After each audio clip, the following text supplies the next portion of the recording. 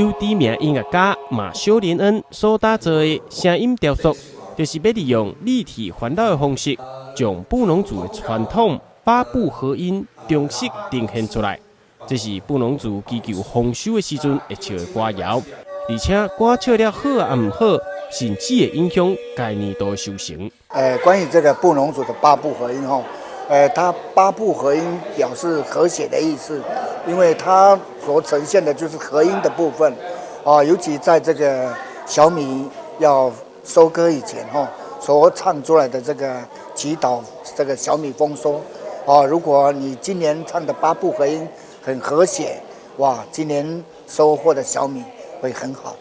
音乐家马修·连恩也到现场解说，伊这个声音雕塑的作品，就是希望会当更加完整呈现八部合音，让较侪民众感受到声音单纯的美好。听八部合音在一个安静的地方，比方说在部落比较安静、深深的表演的时候，很特别。听八部合音在中间不行，因为原住民不能说中间就是上帝的位置，所以没有人之间有机会可以在圈里面听很清楚、很安静八部合音的声音。所以我觉得这是很特别的机会，可以了解八部合音的音乐，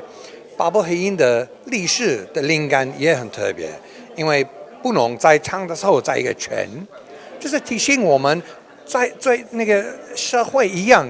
在我们的社会里面，每一个人一样重要，我们都在一个圈 ，we have to support each other， 跟八部合音一样。那这个作品非常的特殊叫做声音的雕塑。什么叫做声音雕塑呢？其实我们知道在整个唱片的录制呢，它其实是把很多的音轨密在一起变成一个 CD 唱片。那声音的雕塑，它是利用16颗不同的音响，那每一个音响去创造它自己独特的一个声轨，然后录制到这个声轨里面去，然后变成一个360度的一个环状的一个立体音响的一个效果，所以它比较像是一个艺术的装置艺术的一个呈现的方式所以当人在这个音乐的中间的时候，它呈现的是一个立体环绕的一个音阶，那比较不同于我们一般的 CD 所呈现出来的一个效果。由音乐家马修·连恩结合 3D 音响跨界打造的声音雕塑，4月15号到4月29号，伫咧水色艺术工坊，邀请大家当做伙来体会美好的声音。台湾新闻王子豪采访报道。